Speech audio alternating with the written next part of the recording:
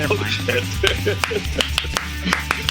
Gang Hang! Good morning, everybody. It's time for the Gang Hang. And especially hello to Frank's family, who were definitely listening in the car when I said all that shit. My name is Matt Baum. Next to me is my friend Joe Patrick, who just tried to kill a listener and his entire family with the aid of Siri. Excuse me, sir. I am the internet's Joe Patrick. I have a title. Pardon Thank you. me.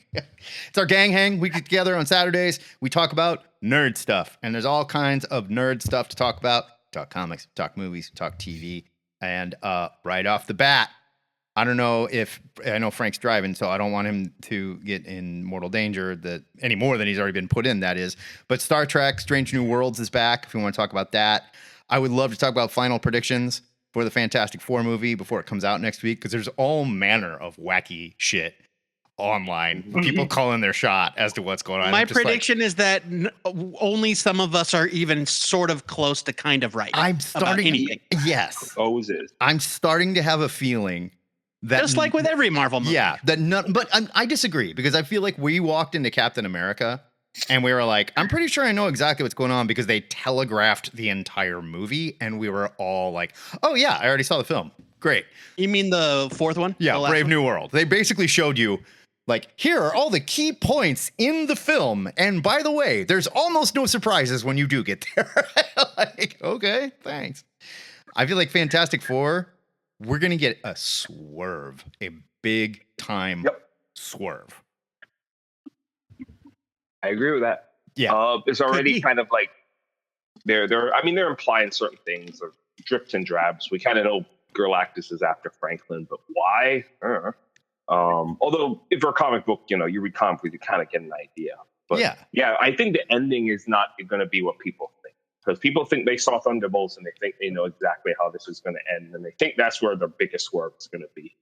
And they and I understand why people think that, and Marvel has trained us to think that stuff. But Marvel has also started to panic because they're not making enough money. And whether or not Thunderbolts was well reviewed, it did not make the money that they want. And so I have a feeling they went, thanks, Thunderbolts, we're going to do this instead. So, I mean, it was still, well. You can say this all day, Joe. Thunderbolt, Go ahead. I'm just saying that, like, Fantastic Four was in post-production when Thunderbolts came out. That they weren't weren't changing whole swaths of the movie. That doesn't mean a damn thing. They already knew. They can look ahead. They know. Now, what I am wondering is, why the hell would Kevin Feige open his big fat mouth and said maybe it's not the FF if he didn't want people to assume it's not the FF? Right. Yeah, that's true. Because now nobody thinks it's the FF in that ship. I still don't think it is. I think there's going to be some type of Robert Downey Jr. thing, and I don't know if Tony gets out or Doom gets out. But there is a rumor on Reddit that I found. Again, this is Reddit, and among other things, it's just in terms of how you Damon, we all know Reddit is always right. 100%. 100%. Reddit and the accurate. Latino Review. Those are your two, like, 100% on the dot. Yeah, if you wanted to be informed, but somebody was saying that at the end of the movie, and they keep saying no Robert Downey Jr., no Robert Downey Jr. Fantastic Four. They've said this maybe a little too many times at this point. Yeah. But he does protest too much. At the end of the movie, he shows up, he kidnaps Franklin, steals their ship, and he heads to Earth 616. Right. And that's where he shows up. I can maybe he's running from the Fantastic Four. Or not running. No. So Matt Shankman, the director's.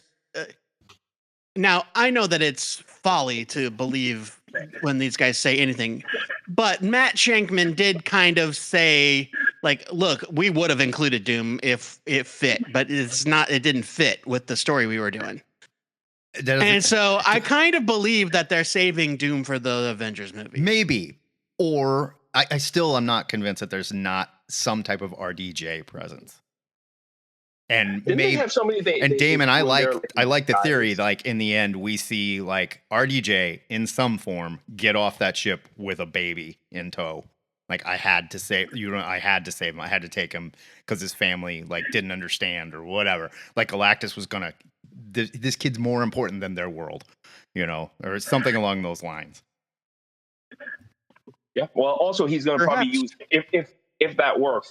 Like, if you follow that logic, then you would assume he'd probably kind of use Franklin towards a battle world scenario that we're all thinking about by the end of Doomsday. Yeah, like he So. juices Franklin and and then he stirs the juice up and like makes Battle World or whatever. Right? Baby. He puts him on puree. He removes He makes a Franklin smoothie. He takes the adrenochrome out of the back of his neck, right? And that's where dark real. That's quick. where you get it, you know. And then that's how they make Battle World, you know. That's how you got Reed Richards pissed off at the end. It's just like that's how you make your personal real fast. I don't disagree, Brian. I agree with Brian. I really hope that Robert Downey Jr. is not in the Fantastic Four movie because there's going to be plenty of time for Robert Downey Jr. He's the villain of the whole next thing. I totally agree. Let them establish the FF. I totally agree. I'll go on that. Yeah, I agree with that assessment too. Just everything I just said. But yes, that's totally what I want as well. I just don't know that they can resist letting a little bit of that genie out of the bottle after the reaction they got at San Diego and how fired up everybody is. Half the internet is mad. Half the internet is happy. This is exactly the kind of thing that like makes success in professional wrestling. Half the crowd is angry, half the crowd likes it. That's where you want to be. And like they just keep feeding you just a little bit of this red meat that you get to taste, you know. I don't know if they can resist. I was going to say, Matt, you got to be careful you don't get X-Pac heat though. That's true. You know, absolutely. And that's when you're like, oh, finally the crowd had too much red meat and they all start barfing on each other.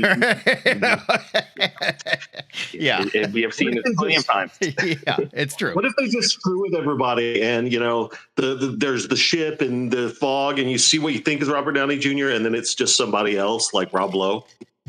Oh, I'd love that. It's Paul Walter-Hausen as Mole Man. I would love that. Yeah, what if it's Hans Moleman? David Hasselhoff gets off with an eye patch and like, I had to get that kid out of there. My name's Nick Fury, and I just saved Franklin Richards. Whoa! No, honestly, I think we'll see RDJ in the next movie, but it's probably going to be in a credit cookie. That's what I'm saying. And that's what I'm saying. I think if they are going to do it, it is just a nibble, just a little something. Yep. And it would not surprise me if it is in the form of a credit cookie. Oh, yeah. I don't think he's going to show up in the main film. No. In any form or package. Based just off even the rumors I just said, I don't think they even said that. It was going to be either after credit or the very end of the movie. Yeah. Unless they do like surprisingly, apparently the universe survives. That's what that same rumor said, by the way. Somehow they defeat Galactus. Unless they go full Eddie Murphy and RDJ plays like 7 people. Like he's the Mole Man. He's the Impossible Man. It's the Nutty Professor. Yeah. Right. It's the Nutty Professor too, the clumps. Right. So but wait a minute. You do know, speaking of Mole Man, you know Mole Man is actually Paul Walter-Hausen, right? Yeah. I don't know if you saw the photos of him. Okay. So make sure. Which is very bizarre. Excellent casting. Look, I don't know what. Excellent casting. And I love that dude, he understands. He seems to inherently understand his role in Hollywood. And he's just like, yep, I'll be the old guy hanging out with 13-year-old kids and teaching them karate and the Karate Kid. I'll be the Mole Man. I'll be whatever you need. He gets it, you know? I don't know. I'm excited. I do think there's better than a 60% chance we see RDJ in some form, though. I think it's after. I'll put money on the after. Is that a higher or lower percentage than you predicted that I would pick a Superman comic for my pick of the week for next week? Oh, no. I was going off math. That wasn't me predicting. I said statistically there's a 60% chance based on the choices that you had made Statistics is math, but yeah, okay, I get this year up to this point. I wasn't saying I'm betting. No. So female Silver Surfer. This is another thing I wanted to address because I think at the risk of sounding like troll who hates women, which is a lot of people bitching about this. I'm not bitching about it in that sense because I think she looks neat and it's a cool idea and all, but there is a part of me that sincerely hopes at some point, whether it's this movie or another movie, I just get to see a normal Norrin Rad doing Norrin Rad radical shit. You know, like I think those are good. I kind of need it. I just kind of need it. I mean, Norrin Rad will be the Silver Surfer of the 616. I hope so. Yeah, I do. I guess. I hope so. My guess. Mm-hmm. I hope so. Like they wouldn't have made if they were going to truly gender swap the Silver Surfer. This woman would just be Norrin Rad. Right. Yeah, but she's not. Norino She rat. is specifically She's Shalabal, Shalabal, right? Yep. which means Norrin Rad exists. Right, Which well, means that ideally, probably yeah. who we're going to get in the 616. Ideally, yes, I agree, and I think that's reason for a lot of people to settle down. But I'm also not going to listen to the argument like, blah, don't want to give blah, blah, blah, blah. Like, shouldn't you trolls be happy? Don't you want to fuck everything that moves? Didn't you get mad when like the Eminem girl got sexed down with it? Like, Yeah, listen, the Silver Surfer is very attractive. Okay? Yeah, I she's- cannot deny. she's hot as no, hell. Matt, you're wrong. They de-sexed the green M&M. Oh, yeah, that's right. Is what Oh, made yeah, them that's angry. they yeah. put her in like Chuck Taylor. They were like, wait a minute, that M&M's not sexy Like, enough. hold on, she wears Converse. She might have a penis. You know, like what? What are we doing? Well, I was gonna make a big deal of Zach Hollowell joining us for the first time, and he left. I think we upset him with this. He heard so much. This He said conversation. It's just like, I think nah. Zach- He made one comment and then he bounced. He was like, as He's just someone like, who "Oh, wants to not for have me." sex with the male and female Silver Surfer, I am offended, and he left. No, I am very excited. It'll be though. good. I'm excited. I think it's gonna be a fine movie. I just like at this point I'm ready to just let it wash over me. I'm tired of predicting. I'm tired of like the talking heads on YouTube that don't have any actual information that speak like they know what they're talking about and they don't. Yep. I just want it to be done with. They did the same thing for Superman. They're still doing it for Superman. They're deconstructing Superman. Oh yeah, big And time. they're making predictions for the DCU when James Gunn has come right out and said, "You'll know it when we get there. Right, We don't when there's a script, you'll know." But yeah, I'm you finally going to see Superman. JD, what do you got, JD? I'm finally going to see Superman at 1:00 today. By the way, so Oh, You cool. son of a bitch! You still haven't seen it yet? I've been Wow, we sick can't talk for spoilers like today. 14 days. Neither have I. Okay, several people haven't seen it yet. That's fine. I haven't. Dying inside. I wanted to talk comics real quick because I'm cheating on you guys tomorrow Okay. with AE Stuvie. I'm recording an episode of his AE's Issues podcast. JD, I think We cheating. are not enemies with other podcasts. No, I think cheating's sexy, JD. It's encouraged in this house. So I mean, like, I get it. Yeah, Matt was a Yeah. little does anybody know, but Matt was invented AshleyMadison.com. Oh, I don't know if shit. you guys know that. I don't know why Joe Wow. tries to make jokes like this. Well, He's and- 20 years old. and when I Look, people still remember. AE's a friend of the podcast too, right? Yeah, So yeah. That's fun. I'm not sure if he listens, but he's definitely a buddy. Yeah. Aaron Yeah. Stuvie is a AE Stuvie, for those of Yep. you that buy his books. Is a local author, and he has written many fine things. He's a super smart guy.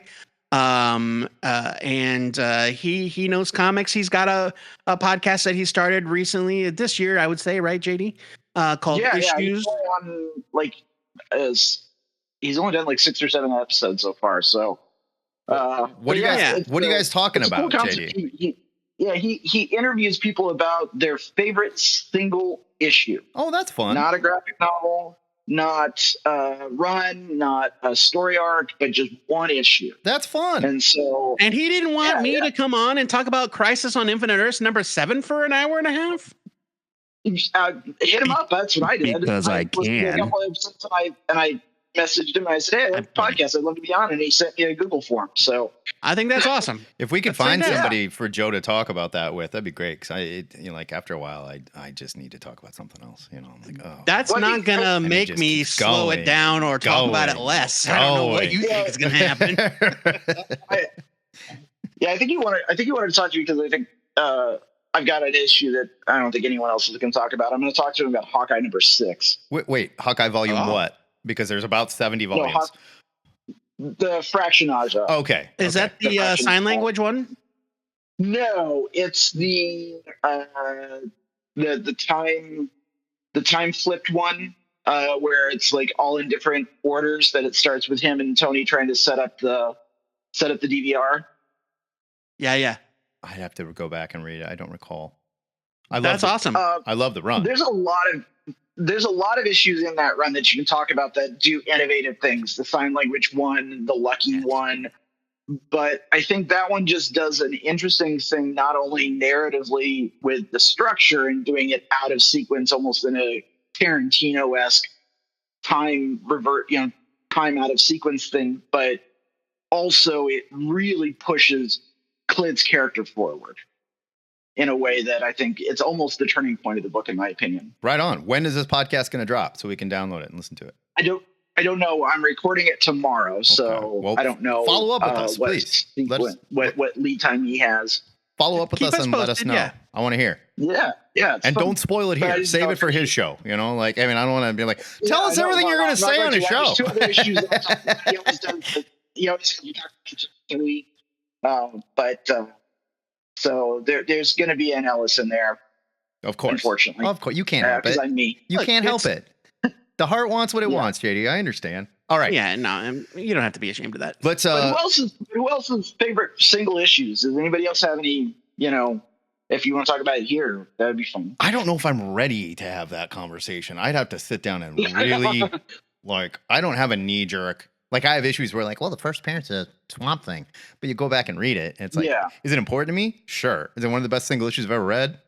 It doesn't have to. Favorite doesn't mean best, Matt. No, I understand that. Like, I would have to really think about like what is the best. That's what I'm, like, because that wouldn't be. That's not.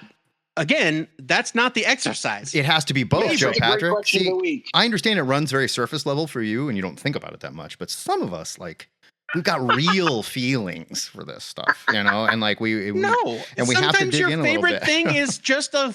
It's just a favorite thing that only you love. I understand. Yeah. Don't worry about it. Anyway, I would really have to think. I love how you're talking to me like I'm the crazy one. I would need at least a week to think about what my single favorite issue is. It's all right, Joe. Apparently the Ziggurat's powered by gaslight. It is. It absolutely is. Trust me, this is nothing new for me. It absolutely is.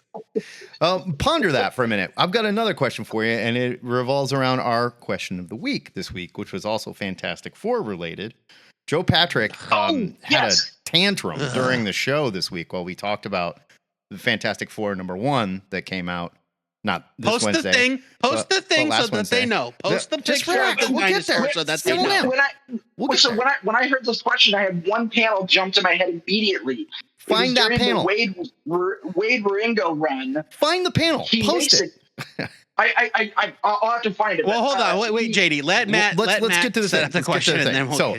Okay, all right. In the latest Fantastic Four #1, Ryan North, who's writing it, has, and I agree with Joe, he's been guilty of definitely showing Reed Richards using his stretching powers in more extreme ways than we have seen. And when I say this, like full on shape shifting, right? Like turning into a sailboat, turning his hand into a hammer and chisel, and literally chiseling into a rock, And so we had a poll question: is Mr. Fantastic shapeshifting taking his powers too far? 40% of you said yes, he has stretching powers. He is not a shapeshifter. 60% of you said no, he's brilliant and really good at stretching. So now let me ask you, Matt, because the question you is, also what's too much? That's what I want to know. One of your options was you basically, but he can shapeshift. Cite your sources, and that one nobody voted. Okay, yeah, that's so. One of your options essentially means that Reed is so brilliant that he is using his stretching ability in innovative ways. And I think that's what Ryan North is trying to convey. That's why I put that. Like when he moves his eyeballs from inside of his skull down the length of his arm into the fingertips so that he can reach inside of a dead body and examine it. And I agree. That's too much. That's too much. Had North just had him stretch his eyes, his hand into an actual microscope. Yeah, that's a lot. Yeah, that's a lot. I don't disagree. And I started thinking, okay, have we seen Plastic Man do similar shit in the DC Plastic universe? Man is a shapeshifter. That's different. That was my next question. Is he though? I don't think Plastic Man is a shapeshifter. No, okay, listen. Plastic Man is a shapeshifter. Elongated Man stretches. Plastic Man is a shapeshifter. He can turn into different shapes. Yes, absolutely, 100,000%. By stretching. So, okay, then Reed's a shapeshifter too. No, Matt, not the same. Plastic Man is made out of silly putty. He turns himself into different shapes, like Play-Doh. Mike, you raised your hand. Play-Doh stretches. Yeah. So Matt, shut the fuck up. You know that's not the same thing. Hold on, Mike. What? Mike, go. I think the difference between an elongated man and a shapeshifter is whether the initial shape is one thing, like or when they turn into a different shape, does it have the mass and like simplicity of the thing? Like Agreed. Clayface turns into a thing. But yes.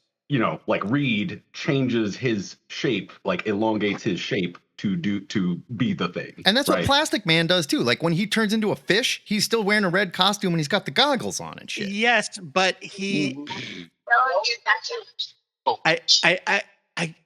I cannot believe I have to have this conversation with you. Hold on. Morph. Plastic Man changes shape. No, Morph changes shape. Morph Plastic is a Man shapeshifter. changes shape. In Grant Morrison's JLA, you see him turn into a dress and sneak himself onto Big Barda's body. You see him It's turn still into a red tank. dress and he's smiling on it. I'm not saying he's great at it. I'm saying he can do it. I'm throwing your There was argument an issue of Joe. There was an issue of Joe Kelly's JLA where Plastic Man is like, Batman, you got to help me. My son has inherited my powers. Right. And he's going down a dark path. The son is a shapeshifter. He's turning into fucking ogres and all kinds of crap. And different character. Plastic Man, different powers. Plastic Man turns himself into Batman's utility belt so that he can be near when Batman scares the kid straight. And at the end of the issue, Batman's like, yeah, hey, they're good-natured ribbing each other, and Batman mentions something about how Plastic Man is pretty limited in his powers. The boy is way more advanced than him. He can change color. And Plastic Man's like, I can change color. Check this out. And with very extreme effort, he turns his nose blue. Okay, watch this. I'm going to blow Joe's head off. What color was the utility belt? It was just yellow, not red and yellow and striped. It was just yellow. Okay. But Plastic Man changed the color of his nose to blue. He is a shape shifter. Fine. Let's take Plastic Man off the shelf. I was just asking I was thinking like other people that do stuff like Reed. I apologize. We'll say, hey, Frank, I'm gonna mute you, man, because there's a lot going on there. But you raise your hand if you want me to unmute you.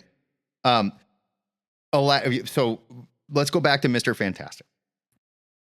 He is changing shape, yes. It's always the same color because it's just his costume, right? And the way North does it, aside, I'll give you the eyeballs in the fingers. That's too much. That is too much. Totally agree. But the sailboat, I don't have a problem with it. The hang glider, that doesn't bother me. Like when he folds himself kind of origami style and shit like that? I will grant you that Reed might be able to fold the flatten out his body and fold it like a paper airplane. Yeah. Sure. I'll grant you that. But turning into a microscope? No. I will say he could, like John Bunger was talking about how his eyes, like, okay, yeah, I'll buy he can like squeeze his eye or like stretch his eye. Makes him able to see magnified. Yeah, if the science supports that, I guess the science doesn't even need to support it. You can just tell me in the Marvel universe. Sure, he makes the lens of his eye bigger, and so he can see bigger. Great. Would you have felt better? But it's fucking gross, so they shouldn't do it. It's gross. Right, 100%. Ian, I have a question related to this. Ian, go. So, do superheroes get better at mastering their powers over time? Definitely. Well, it depends. What does it depend on? It depends on whether or not they have the. So not every hero, not every power set has the ability to. Let me back up. Evolve or get better? Let's just say that the power set is the same. Like. Well, getting back to the original question. if Reed is better if Reed is better at utilizing his powers Yeah, 30 years into having it than he is on his day one, then technically could he not evolve? Like he's not actually changing parts of his body; he's just maneuvering them around. Do you know what I mean? yes. And so I think that can somebody with practice get better at using their powers? Yes. And if that's the case, then yes, I agree. Reed can probably fold the flat surfaces of his body origami style into different things. But what we are seeing is his body morphing into complex shapes, even morphing it into simple shapes like a hammer and a chisel. Like a microscope is ridiculous. It's ridiculous. There's complex pieces of machinery that go into a microscope. But like shape shifting into a different person for Reed, it doesn't seem like, pardon the pun, it doesn't seem like that far of a stretch. It doesn't bother me either. I think that Reed could not shapeshift into a different person. No. Now, John, who is here, this came up in the chat, and he was talking about it with Hugo about how in the first issue of the new Captain America, Reed and Steve are out at the park, and Reed is like trying to like talk to Steve about acclimating to the modern day. And somebody comes up to Reed and he's like, "Hey, aren't you that guy?" And when Reed turns, his face is different. Now, if Reed can just like let the muscles of his face go slack and that changes the appearance of his face, I'm fine with that. But if he morphs his face into a completely different human face, I'm not okay. I don't have any problem with that. I have no problem with that. When people have strokes, their face like will morph into a completely different No, face. it's still their face. It's just that the muscles in their face don't work But right. like, this is a man that could turn into a pool ball by your definition, and he can't make his face look different? I mean, like, he can go completely round, you know, like perfectly spherical. Why couldn't he change his face a little bit? I think Reed rolls himself up like a rubber band ball, and we just don't see all the seams because he's covered in unstable molecules. I think you're thinking way too deep about this. I don't know, man. No, I think Ryan North is like, yeah, he can do all kinds of weird crap. No, I don't think you've thought about it enough. The only thing I have a problem with is the microscope thing. With that said, would you have felt better if he stretched his eyeballs out of his face and put them into a dead body? Would you go, actually, yes, I would. That would be disgusting. I know, Matt, I know that it would be disgusting, but at least it fits his power set. Someone else talk about this. I don't have a problem. The hammer and chisel, I get it. If you want to say the chisel, he can't make his hand hard enough to chisel rock, I think there's an argument there. It wasn't even about, well, I mean, certainly that, but that wasn't even my main problem. Damon, I saw you trying to. I don't know. I've been reading Fantastic Four comics forever, and every time I just think Mr. Fantastic's ability is he can stretch really far. Right. He can flatten himself. He can turn into a ball. Those type of simple things. When you start talking about like microscopes or guns or or whatever else you can think of, we've never seen too many parts. I don't think we've seen him. I don't think we've seen him like turn into a gun. I don't think we've seen him turn into a gun and like shoot anything out of him like that. Well, no, that's ridiculous. Like he can't fire projectiles. No. But even if he just turned his hand into something that looks like a real gun, no. Yeah, you absolutely can't be fucking not. Bushwhacker, whatever. Like it looks like shoot poop out of him. It's random. That's impossible. There you go. Yuck. Yeah, I don't know. I don't have a big problem with anything that I have seen. But here's a question for you guys. And I was thinking, and I went and looked at Fantastic Four versus X-Men because that was where I thought something like this happened. But I thought we learned that like Wolverine's claws could not cut through Mr. Fantastic. That's a whole nother complicated discussion, but I mean, like that says more about Wolverine than it does about Reed. But like I have this vision in my head of, and I don't know where it's from, or if I just like saw an artist draw it, or I'm picturing it and just conjured it full cloth. But it's Wolverine doing the like fist to the stomach, claws extended, and Reed is like ha, and it's just like 3 claws like stretching over his costume, out the other side, like not cutting him at all. Like, doesn't work. Sorry, bro. Too stretchy. Have they ever? I feel like This is just. Oh, I'm sorry. I was just gonna say, I feel like if Reed like retracted quickly enough, maybe, I don't know. Yeah, and that's how I would take it. Like he just goes limp, and it's like pushes him around or whatever. Like, nah. Question. This is a general with the 616. I know they kind of addressed this in the Ultimate Universe version of the Mr. Fantastic, who eventually became the Maker. Have they ever established what? Yeah, he like Reed's insides are made out of when he stretch. Like, is it like? There, yes, yes, and I know that they did in the Ultimate Universe, but I don't know if they've done it in the 616. Wasn't there comments where it's like he has no? Head, like, how does that all work? I thought there was like definite. Didn't we learn that he has like no internal organs? He's like a living. That's the Ultimate Reed. Oh, that's Ultimate. Also, Reed. Ultimate Reed. I remember very distinctly Mark Miller or Bendis, I forget who was writing that issue. I think they were co-writers at first. He says something to the effect of all of Reed's Reed's body is one solid mass, one solid malleable mass, but that where his organs should be, that's the wrong program. He's literally Stretch Armstrong, is what you're saying. Where his organs should be, the way his body is fueled, his organs have been replaced with like this stack of bacteria. Yep, that's what I remember. That process all of the food that he consumes and turns it into fuel that distributes through his body. And so that like the Ultimate Universe took pains to explain, like, this is how Reed's body works. But I don't know that they've ever really bothered in the 616.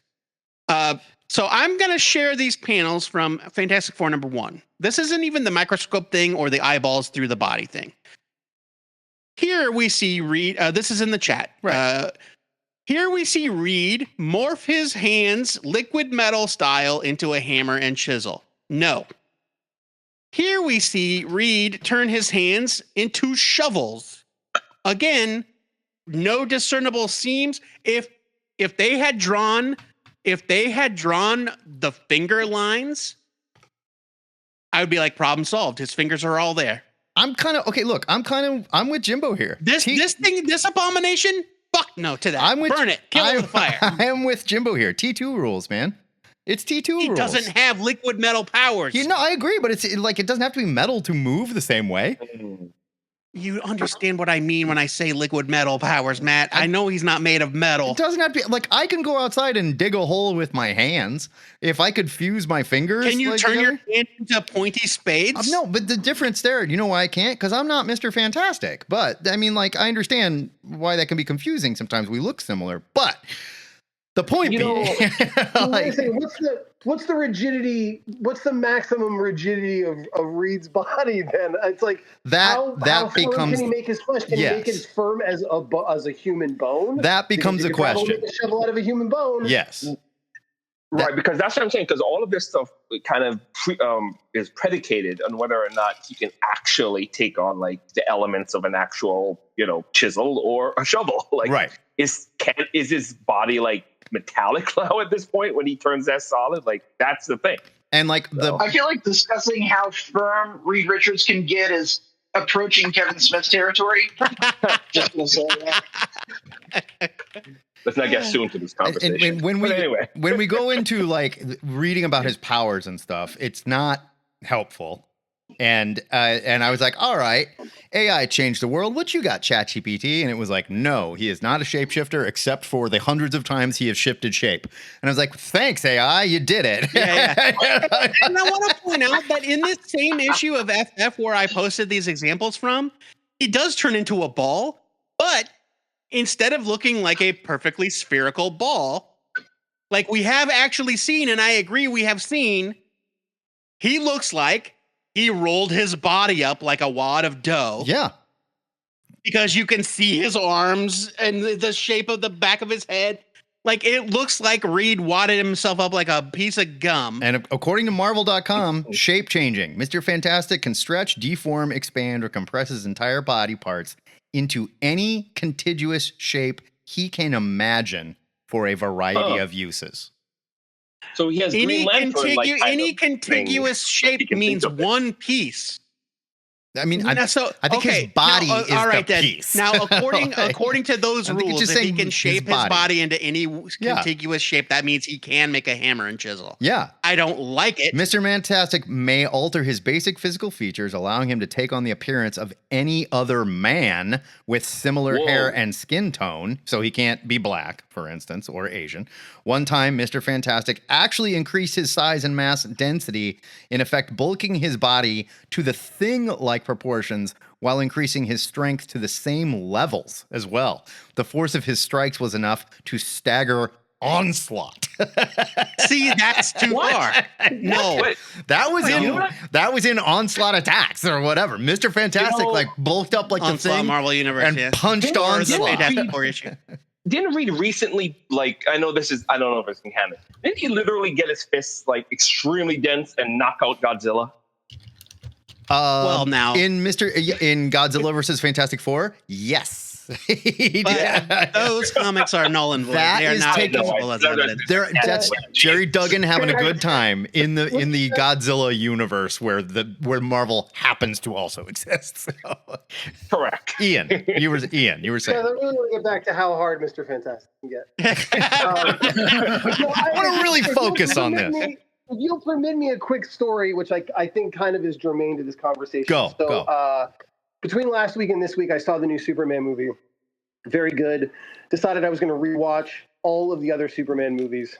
So I just got finished with the first 1978 Richard Donner Superman. Mm-hmm. And I'm sure, as you guys know, the end of that movie, he's so distraught at the death of Lois Lane that he flies backwards. He flies around the Earth fast enough to reverse time. Which is how time travel works. We know this. Right, but it's just, that's patently silly. That's patently silly. It's patently silly. Yes. I mean, I have a no prize version. I have a no prize. Like justification. I'm not. No. I'm not saying that that's what Donner was going for. I'm saying in my mind. Thank you, JD. I have justified it.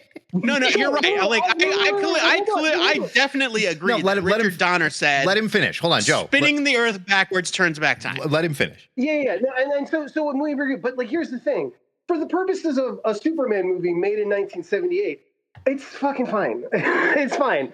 And I think the thing is I think that really the overarching scope of this conversation isn't to put black and white, like letter to the law. This is what a person can do or can't do. I think, like, does it work in the story? Sure. Right? Is it a clever use of their powers in the story? It's like, if it goes outside of that, like if Mr. Fantastic creates a bomb or something, you're like, well, this is stupid. That's dumb. That would be dumb. Like, if he changes his face slightly or whatever to confuse someone into thinking that he's not him, I don't know. That's like a cool little feature. That's cool as hell. In a comic book form. But when he turns his the thing is, Orange and Rocky, but what was that, JD? It was a dumb joke. Oh, okay, fair enough. Like, I don't have a problem if he turns his fingers into, like, he puts his fingers into a lock and unlocks it because he can make himself feel the key and the tumbler or whatever. That's cool. Whatever. I actually seen that you before. are going to be surprised, but I also don't have a problem. Of course you don't, and you would have to have like the force of metal to do that. But you got a problem when he chisels into stone. No, again, Matt. I've said it over and over again. The actual act of him chiseling into the rock was not the problem I had with it. All right. It was that his hand went bloop and then turned into a different thing. Cool. You don't need metal to pick a lock. I picked a lock with a straw. Sure. Or you can do it with a toothpick. Yeah, I agree. You watch the lockpicking lawyer, you can just like hit it hard enough.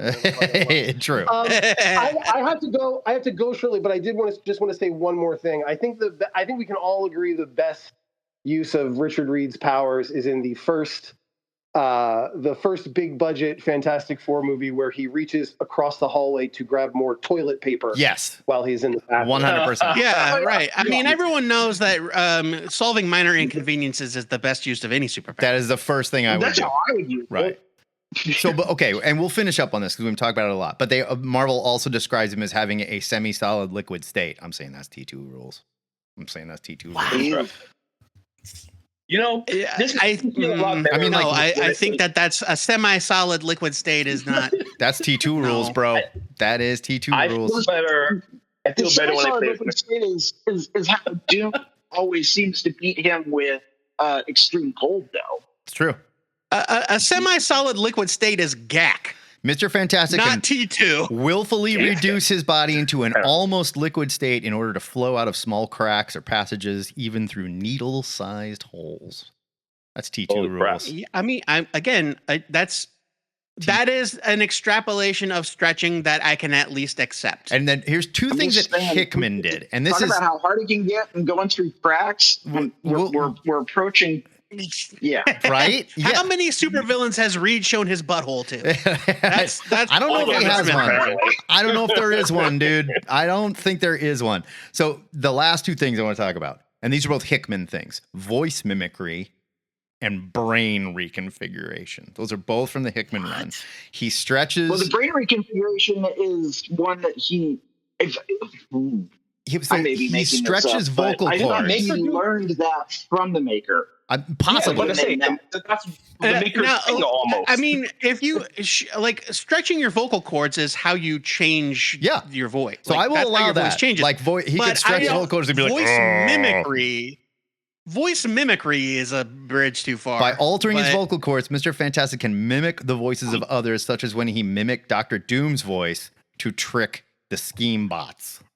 I don't know. He would have to be practicing 24/7 like Michael fucking Winslow. Okay, Maybe he is. Who But knows? the thing is, like, sure, people maybe can't he do is that. right. Yeah, maybe he is. Like non superpowered people can do that. So the idea that he uses his powers to just do it faster, Yeah, I'm totally down with. yeah. But here's the other thing. I think we also have to talk about beside the actual powers. Reed is also freaking brilliant. Yes. And I think that's what they're trying That's to where I'm say. coming from. And that grants him a lot of leeway. That is where I'm For coming me, from. the problem stops and starts at his body turns into a different thing, not he's stretching his body in an innovative way. And by no means, That's where it I goes too agree. far for me. I totally agree. I do not think that Reed could turn into the Statue of Liberty and completely mimic it right next to it. No, that's ridiculous. He could maybe a big blue version with a 4 on it. I don't know. No, But it's not as hard, like I'm just saying like a version of it, right? It's all his body, fine. But the brain thing, I would think you'd have a bigger problem. He can literally the brain reconfiguration is what it says. Yeah, he literally stretches his brain. That's a Hickman thing. Hickman had him stretch his brain to think on a different level. And that was how he beat. I think it was But it doesn't make him smarter. It just means his brain operates. It made him think differently. Not better, just different. It made him think Which differently. is that I will allow it. You asked that in the I am fault. I am wrong. Sure. Mr. Fantastic can change his brain to match his mental capacity with those of others, such as when he matched his brain with that of Kang the Conqueror to gain access to his technology. He made his brain shape like Kang's brain and was able to use Kang's tech. Yeah, but isn't that I also, would need to think about that. We could also get into some weird timey-wimey stuff because isn't Kang technically related to him? That is true. No, Kang's related to Tony Stark, not Reed. No, Kang, wrong. You are incorrect. Kang is a descendant of Reed Richards. I thought he was. Oh no, you're right. You're right. Yeah. Iron Lad is. Yeah, gotcha. Now Iron Lad is also Kang. Also Kang. Kang is a descendant of Nathaniel Richards, who is Reed's Oh, you're dad. right. You're right. Okay, so that was a Hickman thing, but the thing with Kang the Conqueror, I don't know if this is going to not defeat, but maybe lower the credibility. That was from Venom War Fantastic Four #1. Sorry, symbiote shit doesn't count. Your mileage might vary on that one. I don't know. We don't recognize symbiote shit in the zero. No, I'm kidding. I think that if an argument could be made that if he is somehow changing the shape of, stretching parts of his brain to match the structure of someone else's brain, so that maybe intuitively he can figure out something. That I would give somebody enough rope to hang themselves with. That's what Hickman did.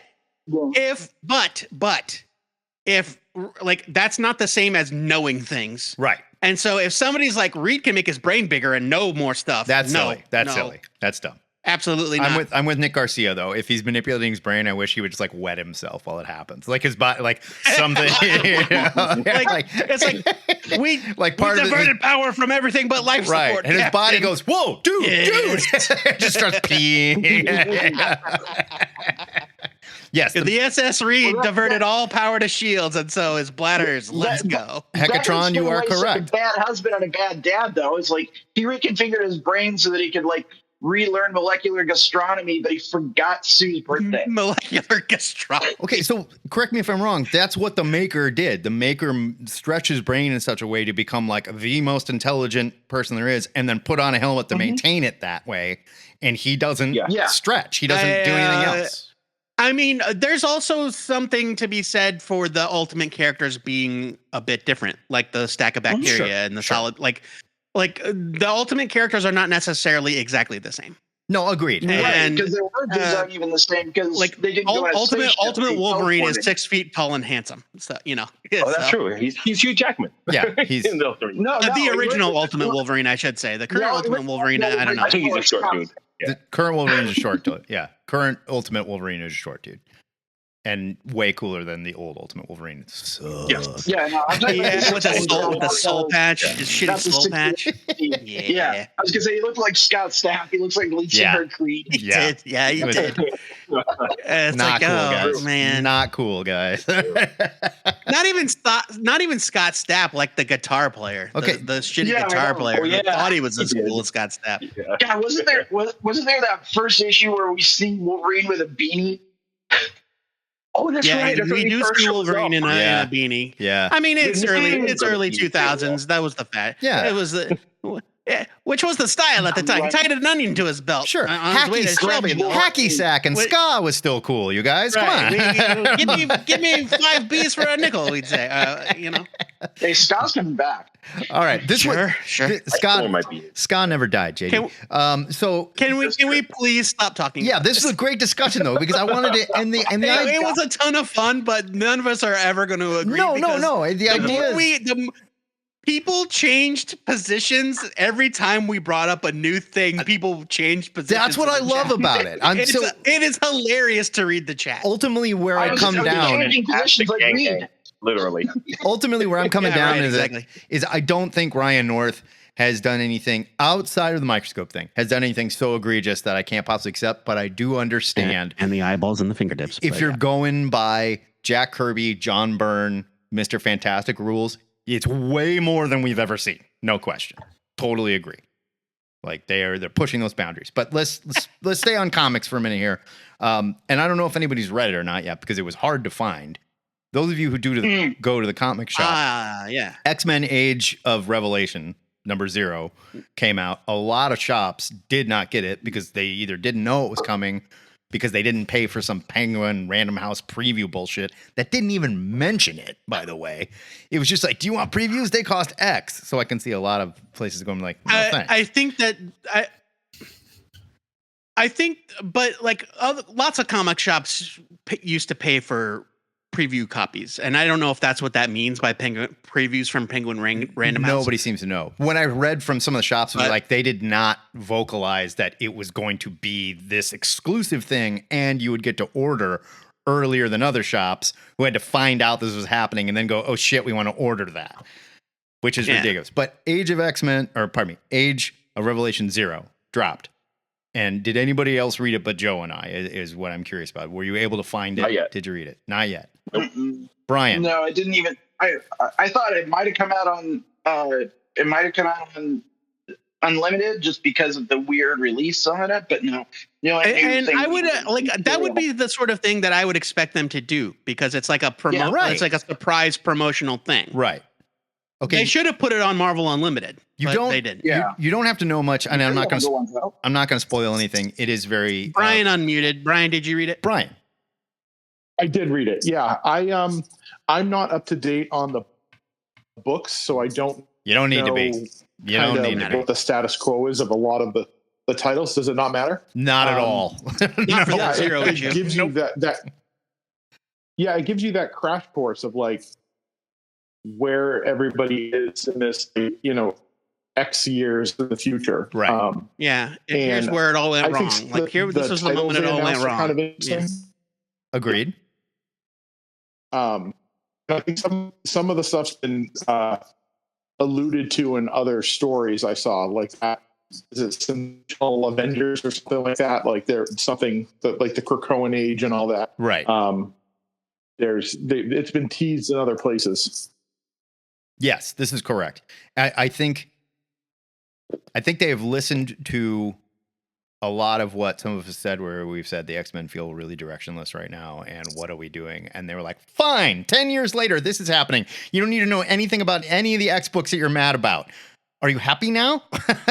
Like, that's kind of what it feels like. I mean, I don't think they're doing it out of spite. Not out of spite, but like, I think it is. Look, we both agreed it's a good exercise so far. The thing I wanted to discuss. Yeah, I mean, I was intrigued. Yeah. We read. Look, spoiler alert for this week's Patreon extra. We read Heir of Apocalypse. It kind of sucks. When we ended it, we were like, I guess it's fine. We both kind of came down as, like, this is not as bad as I thought it was going to be. And for what but it's also still not very good. It wasn't great.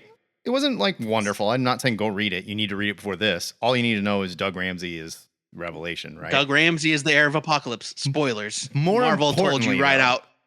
And the thing that I kind of want to discuss, that's not going to really spoil anything, because you can probably guess. All of this is Scott Summers' fault again. Like, no, that's Cyclops. Scott is bad at his job. Cyclops, that's what I want to talk about. Is he the worst X-Man?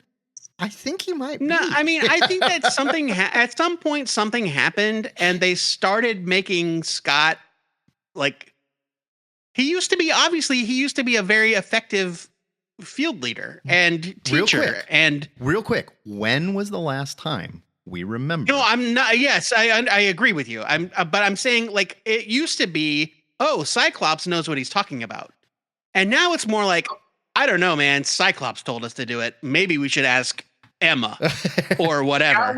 Scott was really good at being Xavier's pet. Yes. And now he's got a huge chip on his shoulder over it, and he has turned himself into Magneto. But I agree with Nick Garcia here. He is like he's Marvel's sad boy. He is Marvel's sad boy. Yes. Yeah, he's the oldest member of the family in succession, where he thought he was going to be the guy, but he's just not very good at the job. Yeah. Joe Reynolds says, "I love the idea that Scott is actually the bigger fuck up than Alex." Yes, he is. He's a way bigger fuck up than Alex now. Way bigger. It's not even a question. Yeah. I mean, and say what you will about Vulcan. At least that dude ran an entire empire. Yeah. I'm not saying he deserved the job, but at least he did the job. No, and John is absolutely right. Goes into the army because he needs someone to remember his name for him. Right. Yes. Yeah. John Tverdick is absolutely right. In a group of X people that are all fundamentally bad at their job and constantly fucking up, Scott stands out as the worst at his job. I mean, I think that there's like, if the X-Men were actually effective at being the X-Men, I don't think that mutants would be hated. I think there's got to be this. It would not be nearly as dramatic and interesting if the X-Men were effective. Yes. So there's got to be this sort of level of like, well, the X-Men are constantly losing. All right. Because otherwise, why is it sad to be an X-Man? You know. I'm gonna bring up something that's gonna make Brian roll his eyes. But in Whedon's Astonishing, there's one line that Emma has about Scott that I think drives it home, and she says to him, "Do you know why Charles made you the leader? Because without it, you had nothing else." Yeah. I think that's fair. I think agree. That's a totally fair thing. I don't disagree. I mean, it's brutal, but it's brutally honest. I was trying to think of the last time that Scott was like an effective gold team leader or whatever, and it was literally like Jim Lee's X-Men. And he was leader of Blue Team. So whatever, Blue Team. I think I really do think like Cyclops was fine all the way across the board. Cyclops was fine, and then he died. Yeah. Right. Yeah. in that shitty fuck, I can't even remember when a Cyclops died. Was it the Phoenix? But then they brought him back. They brought him back in that weird Apocalypse story where he was merged with Apocalypse, and it was like it was like barf. It was like it was like fleshy Cyclops head with just like a red single eye. That was the tail end of the 12. Yeah, something like that, right? Yeah. And so, and ever since Cyclops came back, and then in New X-Men and Grant Morrison's New X-Men, he's diminished. I think. I think he's still leading the X-Men, but he's also this this feat of clay. Like, oh, I don't know who I love, and oh, my girlfriend. Yeah. I'm having a psychic affair. Like, he's a mess. He's way more of a mess.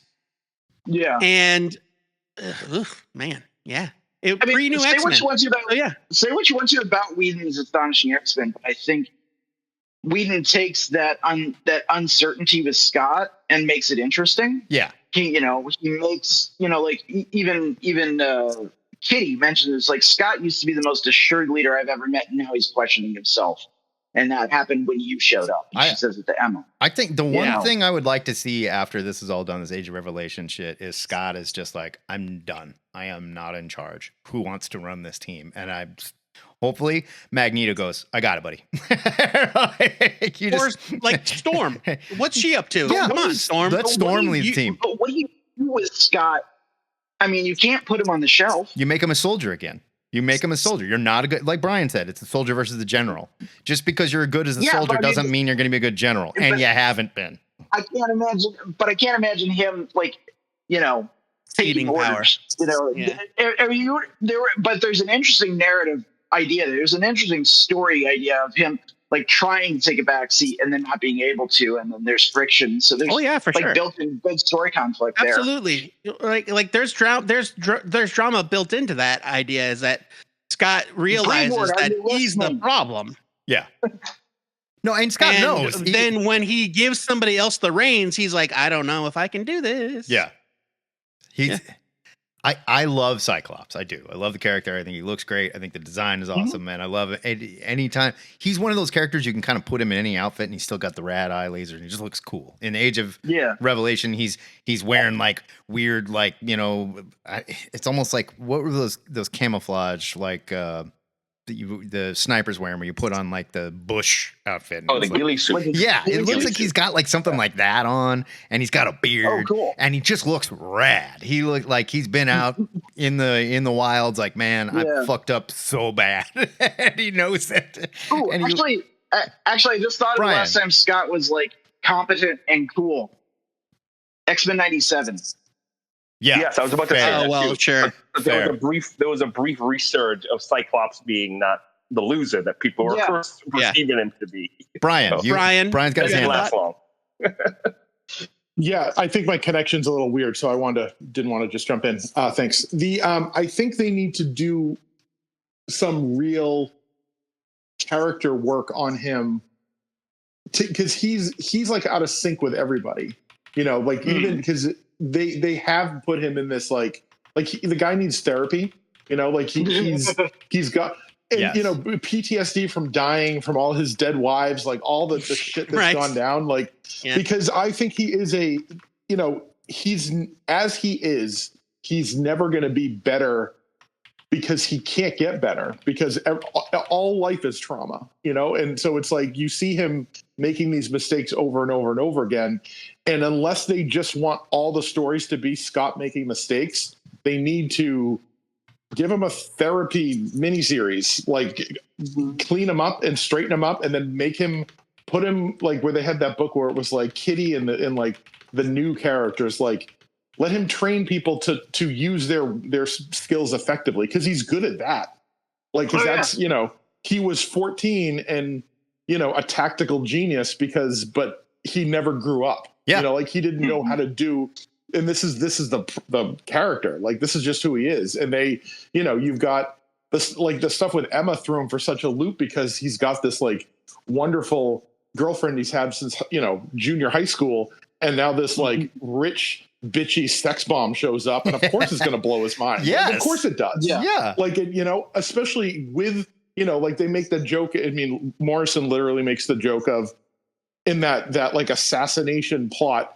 He runs away on a motorcycle. It's like, oh, the hunt for Cyclops again. Like, he has a tantrum and leaves because he's scattered and broken, and they need a formal reset because it's been really since like Schism that he's been on the wrong side of everything. And how many hundreds of comics have come out since then? Like all the Bendis stuff and all the, oh my God. like it's been over a decade of like him making a mess of stuff. It's true. And I was trying to think about like, I am over Professor X as the bad guy. I'm sick of that. I'm so tired of demonizing Professor X, but Jesus, if anybody has had it even worse, it's gotta be Scott. He's such a fuck up. and maybe that makes it interesting, but to a certain point, like when, I realize that I reduced everything to wrestling on this show, and I apologize. But if we look at the underdog hero story, who they're going to put the belt on, they just did this in AEW with Hangman Page. It was great. But like, gotta do this again with wrestling. He's messed up and he doesn't believe in himself, and he's gotta go back and dig into himself and find. And the fans are all rooting for him. And then finally, when he does find himself, he comes out and he is the hero, and we're all like, "You deserve it." I don't know if there's a "you deserve it" moment for Scott coming, or if it's even possible at this point. I'll throw that anything's possible. Well, hold on, Damon. Damon. Go ahead, Damon. Yeah, all I was going to say was that don't forget, one important thing is that he went through a period of like him literally being a villain. Yeah, he was a maniac. And he didn't know what else to do. He was a maniac. And he basically, he was just complete, he was insane. He was on the bottom of his, of his wrong. Burned down Swerve's like family house. It was a whole thing. Yeah, it was a thing. Yeah, that's but anyway, X-Mask. Yeah, but Cyclops could go something like that too. This thing. So, Nick, Black Scorpion 3 Garcia asks, has there ever been a Cyclops solo title? And I said, yeah, but it was about the teenage Cyclops from the past, brought to the future by the Beast in Bendis' new X-Men. Yeah. He went into space on a field trip with his space dad. It was actually a good story. And that book is good, right? Russell Dauerman drew it. That book is not. It was beautiful. Like fucking Greg Rucka wrote it. Yeah, Greg Rucka wrote it. And it's like, I mean, it did not sell for shit. It lasted like 7 issues and nobody it got cared. canned. It was great though. But that's the only way that they were able to do a Cyclops solo book was because they had a version of Cyclops that wasn't broken yet. Like you could never do a solo title about Cyclops now, about the way Cyclops is now. Well, look at Beast. I mean, that's what they had to do to Beast, right? We had to like, you just had to. They had to do a factory reset on the Beast. Literally. Yeah. They had to turn him off and turn it back on again. Yeah. Basically, yes. They had to reset the Beast and just be like, okay, this is all the Dark Beast stuff. We're just going to we're going to look at the backups and we're going to go, no, not April. No, not March, not February. Oh, there it is. January backup. That's the one I want. Except, sorry, it was January from 1985. Right. Yeah. Like when you were still free, you were like, where's Wonder Man at? Let's go have some fun. Like that was like, hey, what am I doing on this island? I'm an Avenger. It's like, that's the Beast they got. Yeah. I don't know where Jay explained the X-Men. They have this thing where they said the only well-adjusted Cyclops is from the Mutant X timeline. Maybe. You're right. Yeah. That's true. Because he was space swashbuckler Cyclops. Right. Exactly. Yeah. Yes. Yeah. 100. Yeah. And yeah, it's just like, man, Cyclops could be such a good character, but they've got to use him to like instigate all these horrible things to happen to the mutants, and it's just like, okay, can't we make it somebody else's fault for a change? Yeah. Like, and I saw some people talking about this on Reddit, and they were like, if he was a CEO, there's no, I heard you, Brian. We'll get you. There's no way someone would let him run a company like this. And then someone immediately responded, Elon Musk. And then the person that made the comment went, all right, never mind. Yeah, damn. I was all ready to agree with that guy, but then dang, never mind. Brian. No, they use him as a catalyst for all like the dodgy plot points. And it's kind of, I don't know. It's just it's not working, and you know, I mean, it's they are successful in what they're doing, but I don't know that it's anything anyone wants to read, because then you get the cartoon and it's like, oh, this is the guy that we like, and it's like, yeah, but that's not, that guy is literally decades away. Like, but seeing someone that's the guy that never created X-Force. Right. Yet Yes. somehow Wolverine is always Wolverine, no matter where we see him in any form, whether he is a Shogun, a dinosaur, a werewolf. Like, it's always Wolverine, you know? And it's like somebody, maybe it was Joe Reynolds, in the chat mentioned Schism. Oh no, it was Anthony D. No, in Brian. The chat mentioned Schism. But Brian said it. It's He like, was talking about it. Okay, yeah. And so, like, when the debate as to whether or not you should be creating child soldiers is on the table, and Wolverine is the one that's like, I don't think we should do that. And Cyclops is the one that's like, actually, I think we should turn everybody into a terrorist. Then your character is fucked. Well, Like, that character is gone. He's broken. I mean, save that conversation for Batman too. Let's get him at the table, you know. And I mean, But training a sidekick is one thing. Training people to like strike at like into a strike force to like fight back against humanity, that's a bridge too far. I suppose. I mean, save it for Luke Skywalker while you're at it. And the thing is that Wolverine, you said Wolverine is always Wolverine. Yeah. Wolverine saying maybe we should treat the children with respect and care. That has always been part of Wolverine's character. Yeah. But they don't play him as the same device as they do a Cyclops. They just don't. Yeah. They play him as a different device. It's like, and then I'll buy that. Like, Wolverine is like, I think we should just treat children like they're people, but I don't want to teach. Yeah, that's because I don't can want. you imagine putting me in front of a classroom?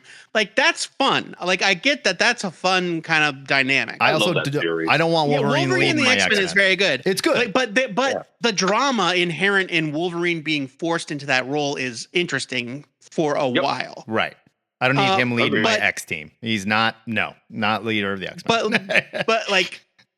But he's like, he did it with Kitty. He did it with Jubilee.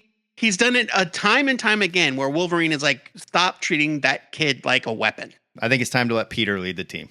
I think it's time to let Colossus take a shot. Are you kidding? No. He's fucked up too. No, we fixed him. Yeah. We found out. X-Force. They fixed all that. They found out it wasn't him. It wasn't him, it's time baby. for Tank's X-Men. Yep. He was. Yeah. He had to be Tank to prove to everybody That's that he was. Arc that right it wasn't there. him. They redeemed him. No. That's because there was a Colossus in that book that was like actually committing crimes. Yeah.